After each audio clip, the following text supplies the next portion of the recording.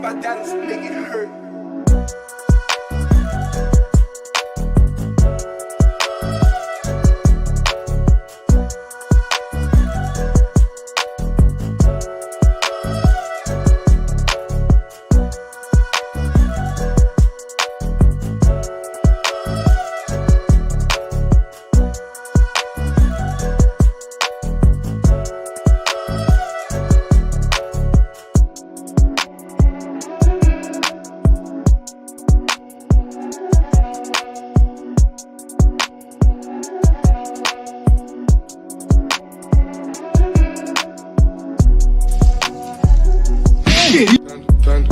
Panda.